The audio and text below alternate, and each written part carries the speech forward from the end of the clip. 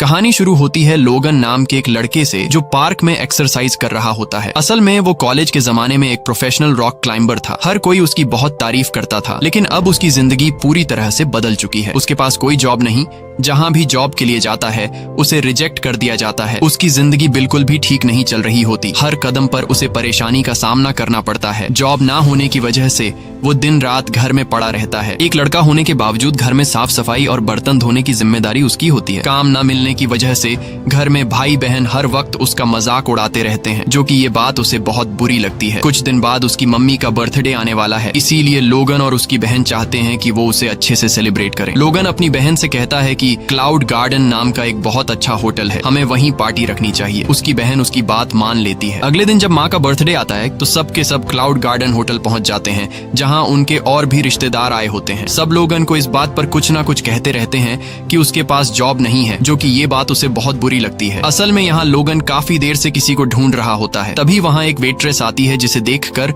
लोगन बहुत खुश हो जाता है। उस वेट्रेस का नाम यूवी होता है, जो कभी लोगन के साथ कॉलेज में उसी की क्लास में पढ़ा करती थी। वो भी लोगन की तरह एक रॉक क्लाइंबर है, लेकिन पिछले 5 साल से उन दोनों ने एक दूसरे से बात नहीं की। लोगन यूवी को बहुत पसंद करता है और यही वजह थी कि उसने अपनी बहन को सजेस्ट किया था कि पार्टी इसी होटल में रखें, क्योंकि उसे पहले से पता था कि यूवी यहाँ जॉब करती है। अब वो यूवी को देखकर मुस्कुराता है, क्योंकि काफी देर से वो सिर्फ उसी को ढूंढ रहा था। यूवी उसे देखकर हैरान हो जाती है। ये दोनों बाहर बात करने जाते हैं, जहाँ बातों ही बातों में यूवी उससे पूछती है कि आजकल तुम क्या जॉब कर रहे हो। लोगन झूठ बोल देता है कि वो एक बड़ी कंपनी में मैनेजर है।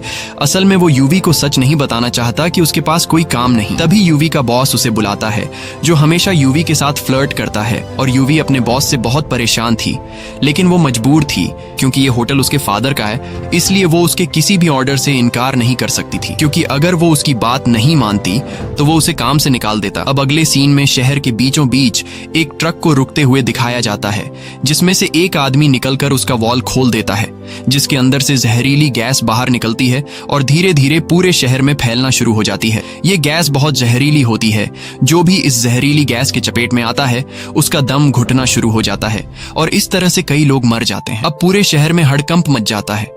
सब लोग यहाँ वहाँ भागने लगते हैं। तभी एक गाड़ी होटल से आकर टकरा जाती है, जिसकी वजह से एक जोरदार ब्लास्ट हो जाता है। लोगन मजे से अपनी फैमिली के साथ मम्मी का बर्थडे सेलिब्रेट कर रहा होता है, और उसे बाहर के हालात का कुछ पता नहीं होता। लेकिन जैसे ही ब्लास्ट होता है, सब लोग होटल के अंदर डर जाते हैं। वो अपनी पूरी फैमिली के साथ बाहर आता है और देखता है कि चारों तरफ अफरा तफरी मची है। लोग भाग रहे हैं और वही जहरीली गैस उनकी तरफ बढ़ रही है। यूवी सबको कहती है कि हमें होटल के ऊपर वाले फ्लोर पर जाना चाहिए। सब जल्दी से अंदर चले जाते हैं, लेकिन तभी लोगन देखता है कि उसकी बड़ी बहन जो आने में लेट हो गई थी, वो सामने एक कार में बैठी है। वो उसे आवाज देता है, जल्दी इधर आओ। लेकिन जब वो आ रही होती है तो अचानक गिर जाती है और जहरीली गैस की चपेट में आ जाती है, जिससे वो बेहोश हो जाती है। लोगन अपनी सांस रोककर उसके पास जाता है और उसे उठाकर होटल के अंदर ले आता है, जिससे उसकी जान तो बच जाती है, लेकिन उसे सांस लेने में तकलीफ हो रही होती है। लोगन एम्बुलेंस को कॉल करता है, लेकिन उसे बताया जाता है कि जहरीली गैस की वजह से शहर की सारी एम्बुलेंस बंद हो चुकी है। अब सिर्फ हेलीकॉप्टर्स काम कर रहे हैं। वो यूवी के साथ बिल्डिंग के टॉप से पूरे शहर को ऊपर से देखता है। वो दोनों देखते हैं कि जहरीली गैस पूरे शहर में फैल चुकी है और अब जहरीली गैस धीरे धीरे ऊपर की तरफ आ रही है। लोगन सबको कहता है कि हमें जल्दी से बिल्डिंग की छत पर जाना होगा, लेकिन उसकी बहन की हालत इतनी खराब होती है कि वो चल नहीं पाती।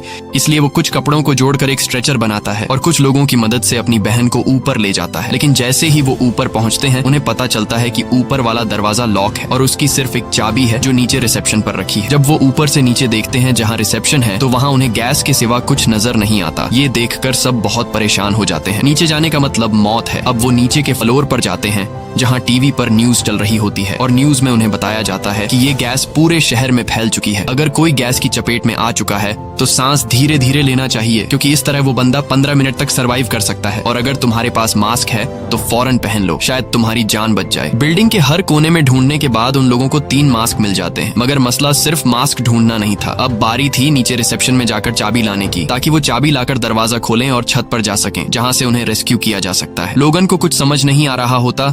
वो किसी तरह से कोई दूसरा रास्ता ढूंढना चाहता था। तभी वो देखता है सामने एक और बिल्डिंग है। वो सोचता है कि किसी न किसी तरह वो सामने वाली बिल्डिंग पर जाएगा और वहां से अपनी बिल्डिंग की ऊपर जाकर दरवाजा बाहर से खोलेगा, क्योंकि वो वाला दरवाजा बाहर से भी खोला जा सकता है। अब जो सामने एक शीशे की खिड़की होती है, लोगन पत्थर से उसे तोड़ देता है, फिर अपने शरीर पर रस्सी बांध लेता है। अब उसका प्लान था रस्सी की मदद से सामने वाली बिल्डिंग पर जाना। वो इस काम में पहले से प्रोफेशनल था, क्योंकि कॉलेज के दिनों में में ये बंदा टॉप का रॉक क्लाइंबर रह चुका होता है। लोगन को ऐसा करते देख उसके पेरेंट्स उसे मना करते हैं, मगर लोगन पीछे नहीं हटता क्योंकि उसे पता है कि ये लोग बचेंगे तो बस इसी तरीके से। अब वो एक बिल्डिंग से दूसरी बिल्डिंग की तरफ लंबा जंप मारता है। उसकी किस्मत अच्छी होती है कि वो सामने की पाइप को पकड़ लेता है। रस्सी का दूसरा सिरा बांधकर बिल्डिंग के डिजाइन को पकड़ के ऊपर चढ़ना शुरू कर देता है। उधर उसका कजन भी होता है जो पहले उसे जॉब ना मिलने की वजह से ताने दिया करता था। अब वो ये सब देखकर हैरान रह जाता है और फौरन मोबाइल से लाइव स्ट्रीम शुरू कर देता है। लोगन ऊपर की तरफ जा रहा होता है तो रस्सी की लिमिट खत्म हो जाती है। अब लोगन अपने शरीर से रस्सी खोल देता है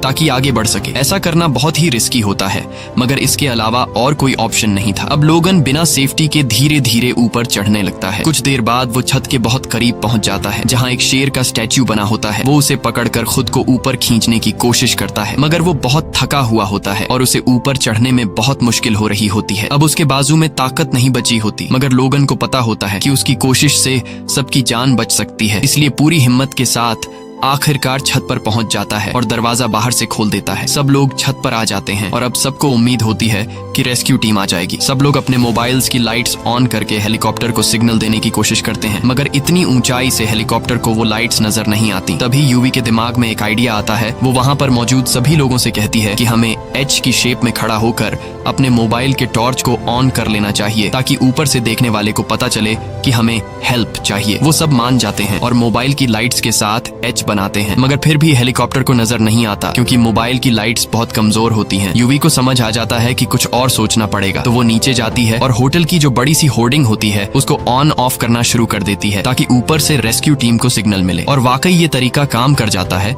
हेलीकॉप्टर का पायलट ऊपर से देख लेता है कि नीचे होटल की छत पर कुछ लोग फंसे हुए हैं, जिसके बाद हेलीकॉप्टर सीधा होटल की छत पर पहुंच जाता है। सब लोग खुश हो जाते हैं और एक सेफ्टी प्लेटफॉर्म नीचे उतारा जाता है। सब एक एक करके उसमें चढ़ने लगते हैं। जब लोगन और यूवी की बारी आती है तो प्लेटफॉर्म ओवरलोड हो जाता है और उन दोनों से कहा जाता है कि तुम्हें यहाँ इंतजार करना होगा अगले राउंड के लिए। अब वो दोनों वहीं पर रह जाते हैं। हेलीकॉप्टर बाकी सबको लेकर चला जाता है। अब लोगन और यूवी छत पर ही फंसे हुए होते हैं और हेलीकॉप्टर के वापस आने का इंतजार करते हैं, मगर जब वो छत से नीचे की तरफ देखते हैं तो उन्हें पता चलता है कि अब गैस ऊपर की तरफ बढ़ रही है, इसीलिए वो दोनों ज्यादा देर तक यहाँ रुक नहीं सकते। जिसके बाद जो मास्क उनके पास होते हैं वो पहन लेते हैं, पूरी बॉडी कवर कर लेते हैं क्योंकि वो गैस इतनी जहरीली होती है कि स्किन पर भी असर डालती है। और जितनी रस्सी वगैरह है सब अपने बैग में डाल लेते हैं। अब ये दोनों होटल से निकल के नीचे रोड पर आ जाते हैं। इधर उधर भागते हैं, चारों तरफ बस जहरीली गैस होती है। फिर वो एक और बिल्डिंग की छत पर चढ़ते हैं, मगर गैस वहां भी पहुंच चुकी होती है। अब उन्हें इससे भी ऊंची बिल्डिंग पर जाना पड़ेगा, तो वो दोनों एक नई बिल्डिंग में जा पहुंचते हैं। खुशकिस्मती से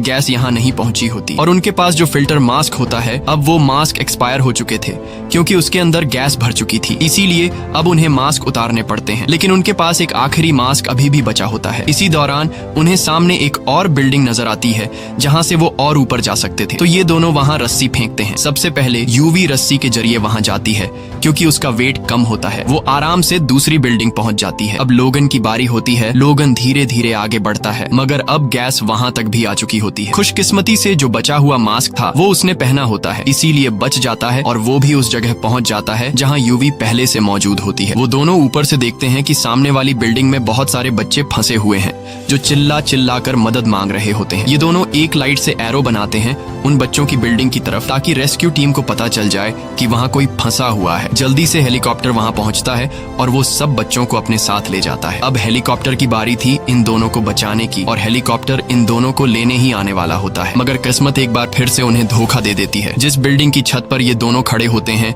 उसके नीचे एक बड़ा गैस स्टेशन होता है जहाँ जोर का धमाका हो जाता है, जिससे गैस और तेजी से ऊपर की तरफ आने लगती है। ये दोनों देखते हैं कि सामने एक बड़ा सा टावर है। अब उन्हें फौरन वहां पहुंचना होगा अपनी जान बचाने के लिए, मगर ये कोई आसान काम नहीं होता। फिर भी वो दोनों कोशिश करते हैं और दौड़ते हुए आगे बढ़ते चले जाते हैं। एक जगह पहुंचकर उन्हें अंदाजा होता है कि आगे बढ़ना अब मुमकिन नहीं, अब तो उनकी मौत पक्की है। दोनों एक दूसरे को गले लगा लेते हैं क्योंकि दिल ही दिल में वो एक दूसरे को बहुत पसंद करते थे, मगर कभी एक दूसरे को बताया नहीं। उधर एक ड्रोन उन्हें शूट कर रहा होता है जिसकी वजह से पूरा शहर ये सब कुछ देख रहा होता है। इसके बाद और भी ड्रोन वहां आ जाते हैं जो उनकी मदद करने आए होते हैं। दोनों को एक बार फिर से जिंदा रहने की उम्मीद मिल जाती है। ये दोनों ड्रोन की मदद से रस्सी एक दूसरी बिल्डिंग में फंसा देते हैं और उस रस्सी से दूसरी बिल्डिंग पर जाने की कोशिश करते हैं, मगर जब ये दोनों रस्सी के बीच में पहुंचते हैं तो वहां फंस जाते हैं। अब न आगे जा सकते हैं और न ही पीछे, और गैस भी ऊपर तेजी से आ रही होती है। जो रस्सी दूसरी तरफ बंधी होती है वो भी ढीली होने लगती है, इसलिए एक रस्सी को काटना पड़ता है। मगर जैसे ही एक रस्सी कटी तो दूसरी रस्सी भी अपनी जगह से हट जाती है और दोनों के दोनों नीचे गिर जाते हैं। पूरा शहर अपने मोबाइल पर यह मंजर देखता है। सबके सब बहुत दुखी होते हैं क्योंकि इन दोनों ने बहुत बहादुरी से कई लोगों की जानें बचाई। रेस्क्यू हेलीकॉप्टर उनके करीब आ ही रहा होता है, मगर उससे पहले वो दोनों नीचे गिर चुके होते हैं। हेलीकॉप्टर वापस जाने लगता है, मगर फिर रेस्क्यू टीम को पता चलता है कि टावर पर कोई लटका हुआ है, और जैसे ही हेलीकॉप्टर उनके करीब जाता है